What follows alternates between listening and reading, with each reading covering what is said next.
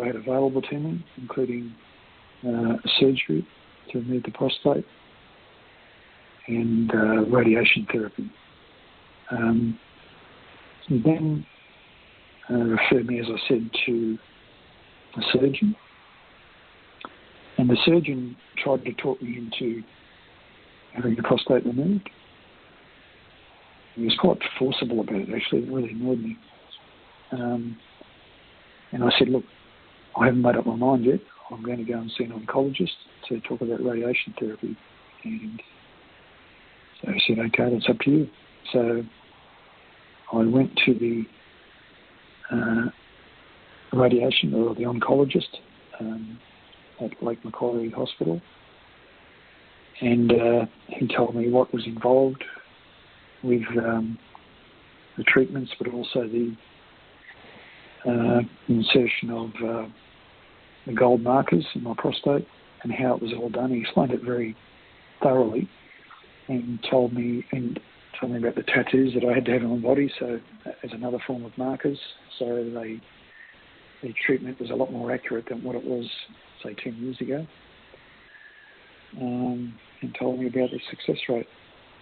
And anyway, then, as I said, after a lot of deliberation myself, I chose radiation therapy. And then the urologist, I told the urologist that, and he's also a surgeon, and he did the insertion of the gold markers in my prostate. So the next question is, so what are your own personal goals of treatment or care? So this might be, for example, of this, about your goals, like you may have to function better or more independently, or a reduction in limitations or side effects. So what are your own personal goals of treatment or care? You mean from now or from when I finished the radiation? I guess during your whole experience up till now as well. Okay. Well, I was told with the radiation therapy that after the treatment had finished, I'd recover within 6 to 12 months. Now, that was the end of September 2020 when I finished the treatment, 20 treatments. And I felt fine during the treatments. In fact, I'm a runner, so I do a lot of long-distance running, and I was running during the treatments, and I felt okay, even though morning was always the worst time. After waking up, I didn't feel 100%, but I was okay to run still. But then just after the the radiation treatment finished, but for the next, let me get this right, it finished in September. For the next probably 6 months, I really struggled. I really struggled to run. I really struggled to get out of bed in the mornings. I just felt really, really bad. And I had libido issues, which was quite expected. That was fine. And I had constipation issues, which I was told might be a side effect. And the tiredness was the worst, just feeling really terrible. And so that was what happened for the first 6 months after treatment, to March this year. And for the 3 months, let me see now, it's November now, up until September this year, I still felt really affected in terms of a lot of tiredness and lethargy, no libido whatsoever, and that's just starting to get better now. So it's taken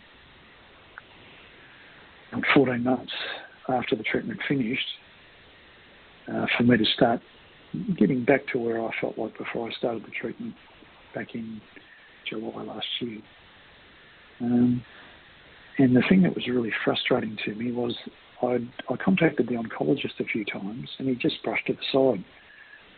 and didn't seem to really offer any assistance or advice about what I was going through.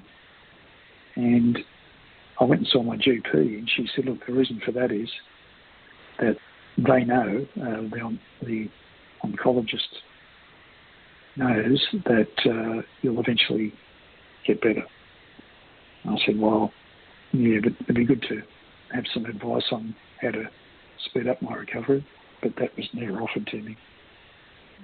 It was just as if when the oncologist had done his job, that is, getting the 20 treatments, radiation therapy, that he didn't really want to know me. So I ring him, or he rings me every 6 months for a PSA, but he just says, look, the PSA is good and your testosterone's now back to normal. That was back in September, 2 months ago. So, yeah. So we've spoken a bit about your diagnosis. So we'll just move on to your regular management and treatment now. Yep. So you've already sort of mentioned this, but can you tell me about the types of doctors or specialists that you've had access to over the 2 years, over the year that you were saying, and how long were you under their care, or how long have you been under their care? Well, I was under the care of initially my doctor, a GP. She's the one that referred me to the to the urologist, and I'm still under her care. But with COVID, it's been very difficult because you can only have telephone appointments. And she really coordinates the PSA tests and gets other blood tests done at the same time, like the testosterone, which the oncologist didn't really ask to get. So I'm still under the care of the GP, although I only speak to her probably once every 3 or 4 months. And that's just about renewing my blood pressure medication.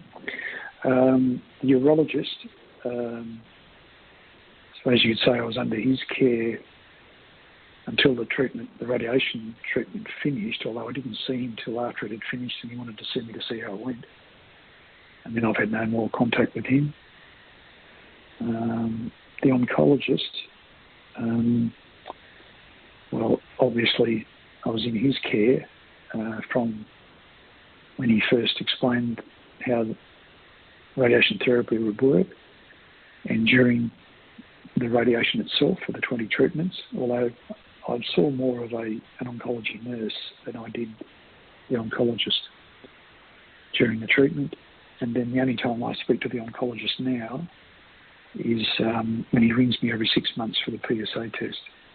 So really I'm under, well, there's no ongoing care, if you like, for me now. And I don't feel as though I really need it now.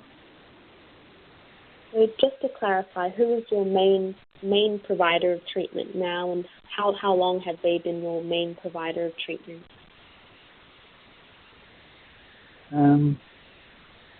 Well, it had to be the oncologist because when you say treatment, the only treatment I had was I had a hormone injection, which was done by the GP, and the actual radiation therapy itself. That's the only ongoing treatment that I've had for this. And so how long have they been your main provider of the treatment? Well, the oncologist was for, let me see, I saw him originally in, it was June last year. So it would have been from June until the end of September, so 3 months. And also, so what about allied health professionals? So people like physiotherapists, occupational therapists, psychologists, speech pathologists. Have you had access to any of the allied health services?